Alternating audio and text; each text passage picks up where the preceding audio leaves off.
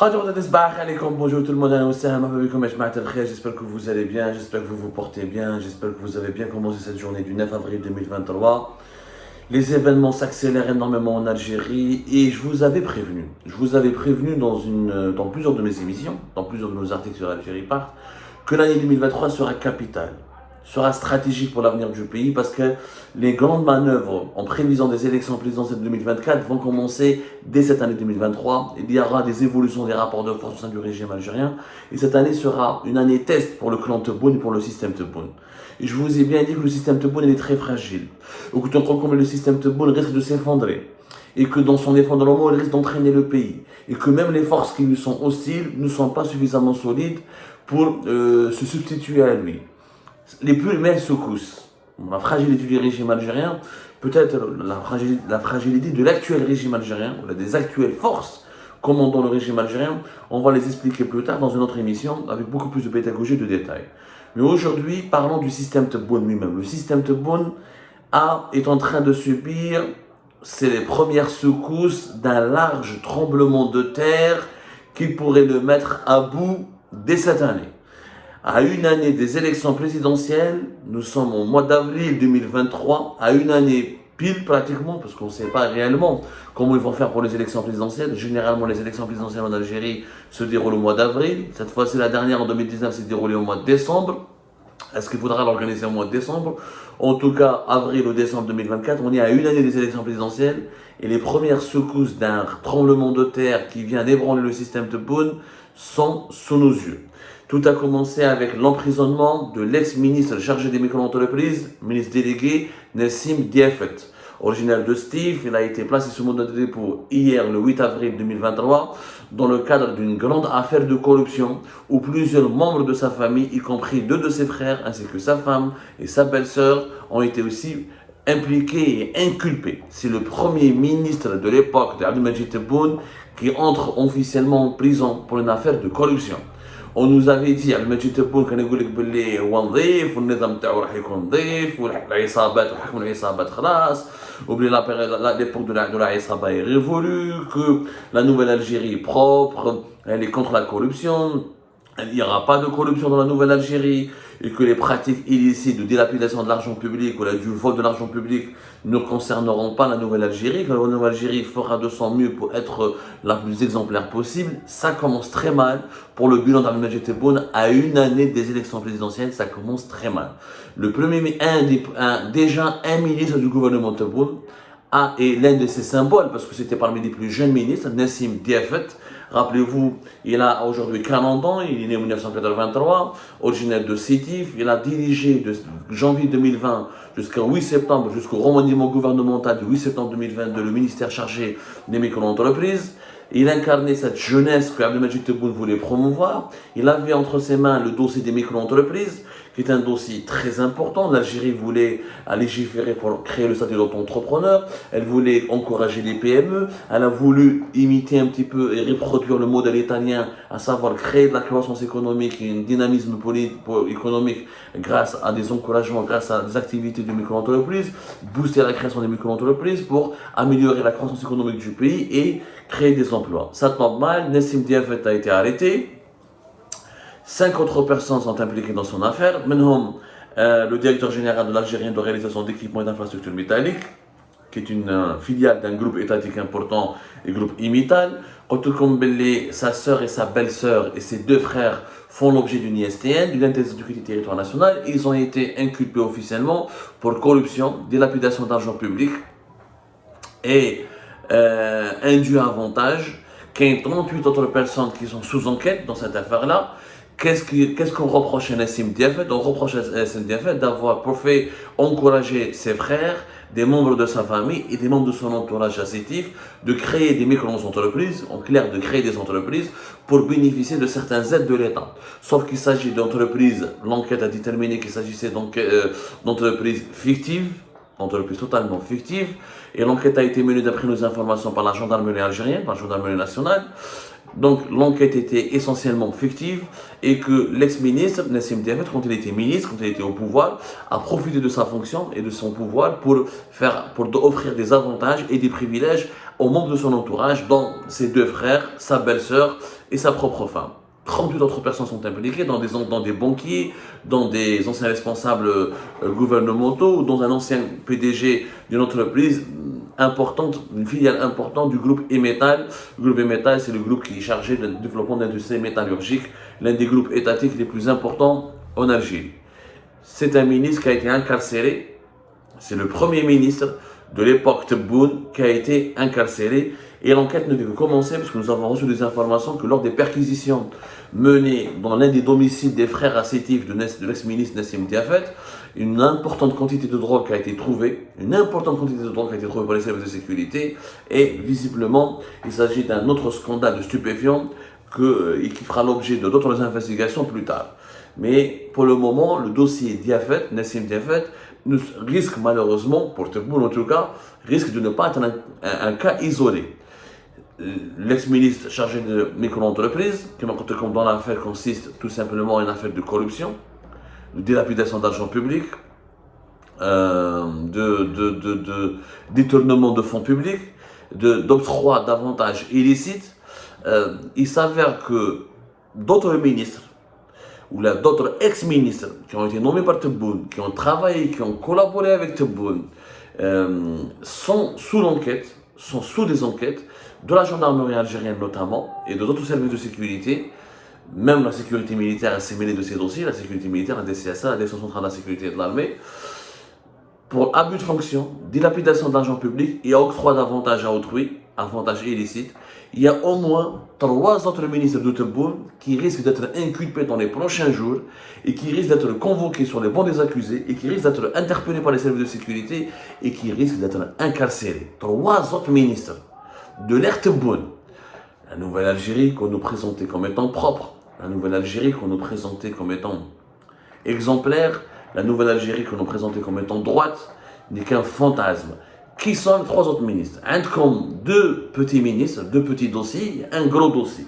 Les 2 petits dossiers qui ressemblent à celui de ce Nassim Diafet, l'ex-ministre chargé des micro-entreprises, comme Yassine Hamadi, qui était ministre du Tourisme et de l'Artisanat du 8 juillet 2021 au 16 mars 2023. Il a été d'ailleurs, c'est lui qui avait remplacé Ali Bourazi, le gouvernement d'Imam Abdelrahman. Ali Bourazi, l'ex-plume d'Abdelaziz Bouteflika, celui qui écrivait le discours d'Abdelaziz Bouteflika en arabe, la plume arabophone de Abdelaziz Bouteflika. Ali Bourazi a donné à maintes reprises son parcours islamiste, laïc de Nahda, etc.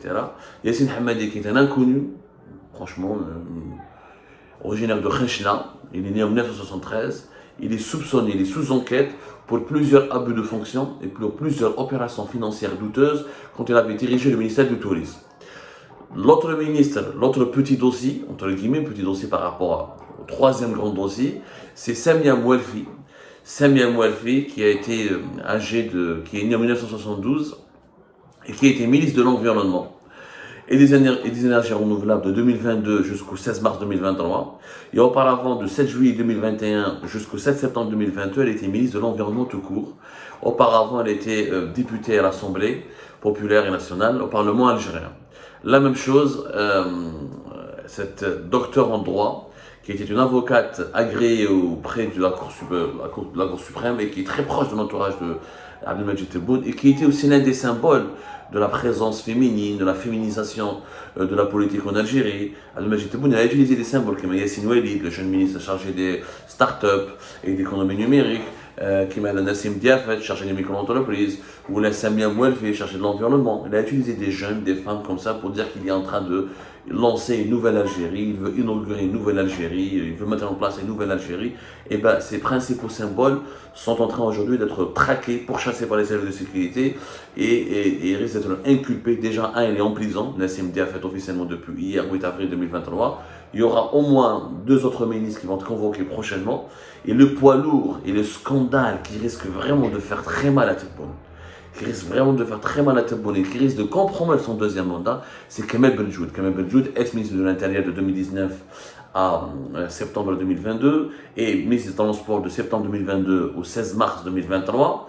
Il a été éjecté du gouvernement lors du dernier remaniement. Tebboune donc essaie de se séparer ce fardeau, de ce boulet rouge qu'il traîne derrière lui, parce que Kamel Benjoud était quand même l'une de ses boîtes noires. Je rappelle que Benjoud était secrétaire général du ministère de l'Habitat quand Abdelmajid Tebboune était ministre de l'Habitat entre 2016 et 2017. Et c'est d'ailleurs, comment il s'appelle, Benjoud qui est devenu ministre de l'Habitat entre 2019 et 2020, en plein Hirak, parce qu'il était le secrétaire général de l'Habitat, il était secrétaire général du ministère de l'Habitat, il connaissait tous les rouages et tous les dossiers du ministère de l'Habitat. Un des collaborateurs les plus proches de Tebboune, parce qu'il a longtemps travaillé avec lui au ministère de l'Habitat, âgé, puis proche de son clan, comme l'histoire de Benjoud.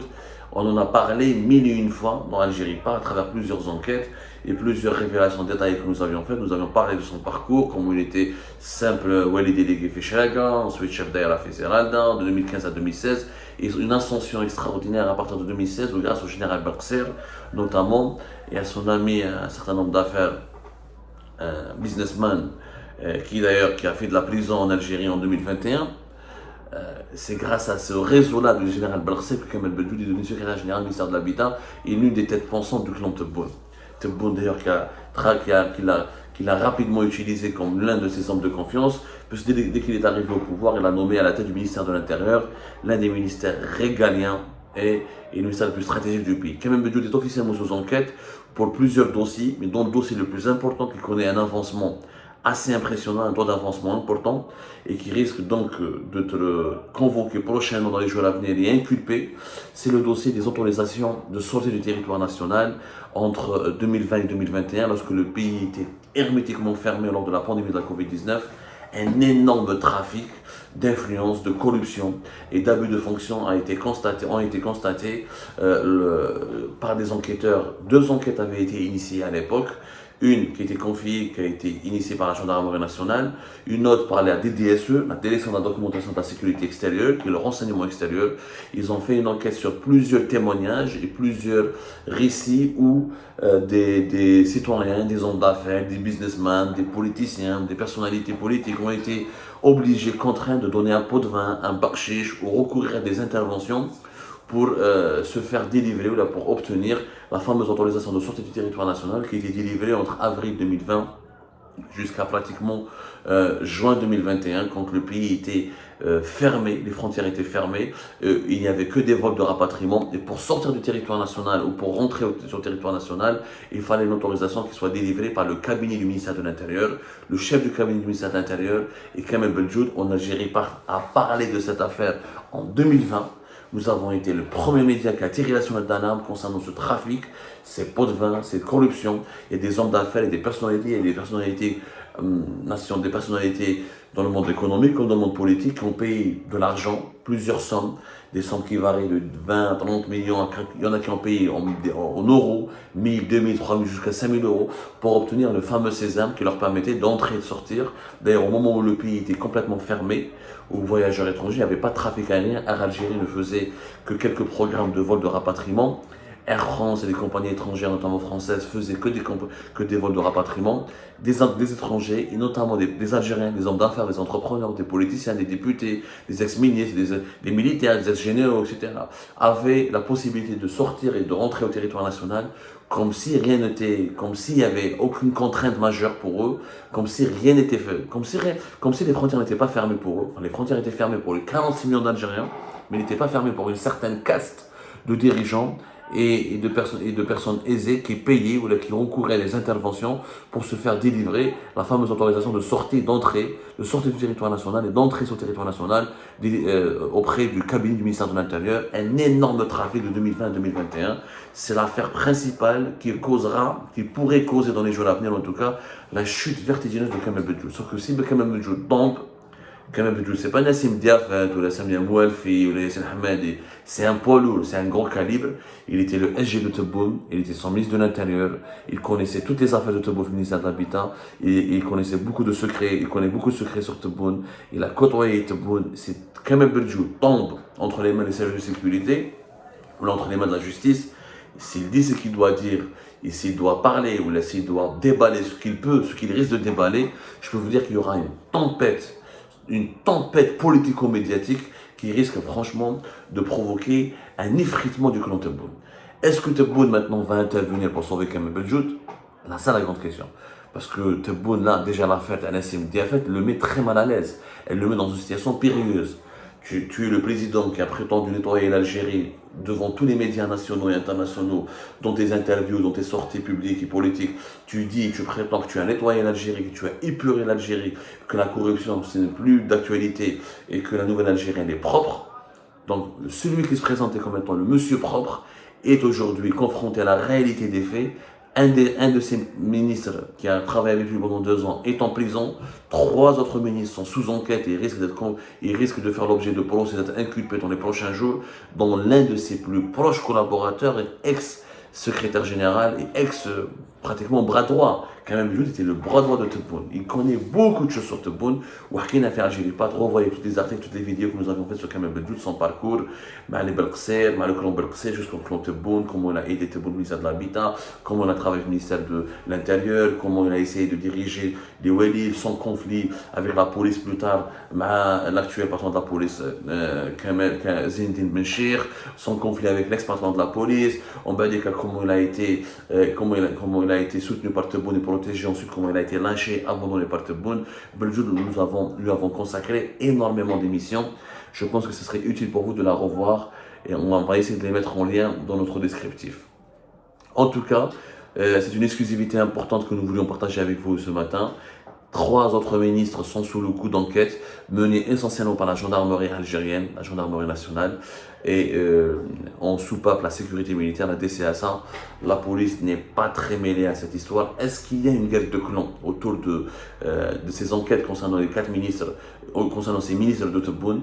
Est-ce que l'emprisonnement de Nassim Diafet et les enquêtes enquêtes approfondies menées sur les 3 autres ministres de Tebboune, est-ce que c'est un épisode d'une guerre de clans qui a commencé d'ores et déjà en prévision des élections présidentielles 2024? Oui, c'est aussi cette vérité. Il y a une vérité, il y a la vérité des faits, il y a eu de la corruption, il y a eu des abus de fonction, il y a eu des dépassements dangereux qui doivent être punis, mais malheureusement ce n'est pas la motivation première de ces enquêtes. La motivation première, elle est politique, elle est d'ordre politique, elle concerne essentiellement les élections présidentielles 2024, où entre certaines institutions militaires et certains services de sécurité commencent à manœuvrer pour s'imposer, pour imposer à Tebboune ou une feuille de route précise, ou pour justement faire barrage au 2e mandat. En tout cas, tout cela, on va l'expliquer petit à petit prochainement dans nos émissions. Pour le moment, retenez l'essentiel, digérez au moins cette information importante. Un ministre qui est en prison, il ne sera pas le seul, ce n'est pas un cas isolé. 3 autres ministres, Yassine Hamadi, Samia Mouelfi et Kamel Benjoud, qui sont sous enquête et qui devraient être convoqués prochainement dans les prochains jours pour être inculpés officiellement de corruption, dilapidation de données publiques, abus de fonction, indu avantage, et les 3 ministres risquent d'être en prison, ce qui va causer beaucoup d'emmerdes et beaucoup de problèmes, beaucoup d'ennuis à Abdelmejid Tebboune qui veut briguer un 2e mandat en 2024.